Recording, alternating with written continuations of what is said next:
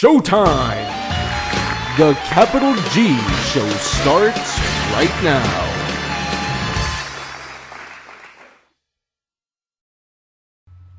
What's up YouTube, Capital G here. We're talking new challengers in this video, and finally we know about one of the new Shaddoll monsters. Everybody has kind of been on pins and needles with their anticipation, kind of wondering how incredibly powerful either the wind or water one are going to be. I know I've seen some rumored effects. They were just like insane. Like both of them look like they'd immediately have to go restricted to one after maybe a format. But those were rumored effects. Obviously, they turned out not to be true. This card will never, ever be associated with the word broken because it's just not, like, it's nowhere near the level of construct and Winda. The name of this card, the wind one, is Shaddoll Wendigo. It is a wind psychic fusion monster, level 6, 200 attack, 2800 defense. It requires, as you would expect, one Shaddoll monster plus one wind monster. The effect reads: must first be fusion summoned, cannot be, or excuse me, you can only use the effects of Shaddoll Wendigo once per turn. During either player's turn, you can target one monster you control. It cannot be destroyed by battle by your opponent's special summoned monster this turn. If this card is sent to the graveyard, you can target one Shaddoll spell or trap in your graveyard, add it to their hand. Of course, it has that built-in clause, they all do. Alright, so let's see. My first thought after I looked this card over, and again, I have to give you kind of my first reactions. They're subject to change based on cards down the line or by the time that the card comes out, whatever the format is. But I would say that we probably have our first undisputedly crappy Shaddoll fusion monster. I mean, am I out of line saying that? Because this card has, well, I mean, one thing that isn't really up for debate is the attack level is just, it's awful. I mean, you're probably never going to summon this card in attack unless you're going for game or something like that. Like, it has to be some extreme situation for you to put a 200 attack monster in attack. Like, I just don't really see it happening. And her effect is just so lackluster. Like, when I looked at the stats and I was like, ew, 200 attack? Like, I was like, okay, the effect's going to be, like, super broken. It's going to, like, banish your opponent's entire hand or something like that. The effect is just, it's not really up to par with the others.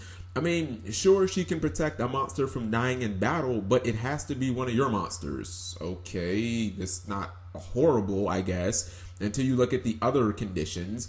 It has to be with a battle that, you know, you're involving a monster that your opponent special summoned. So it's like, okay, that's sort of less than decent. And then it's like it only lasts for a turn. And I'm like, okay, now I'm done. You put too many restrictions on the effect for it to consistently be viable in competitive play, in my opinion. Even if the card did have shitty stats and they would have made just this effect much better, I could have seen this card being like highly viable because, all right, just think about it. What if it just would have been, you know, monsters on a monster that you control or a monster you target can't be destroyed by battle that turn? That effect would have been, it would have been like a world of difference because then you would have been able to, you know, keep your window protected much longer. You would have been able to set up future plays where you can summon a dragon and not have to worry about Cleatporch running it over. And then since your dragon survived, you can summon a Squamata or a baby, or yeah, you can normal summon a Squamata next turn and then go into an Exceed or something like that. It would have meant that you can maximize your Falco plays because this card doesn't have to target face up monsters, it can target face downs.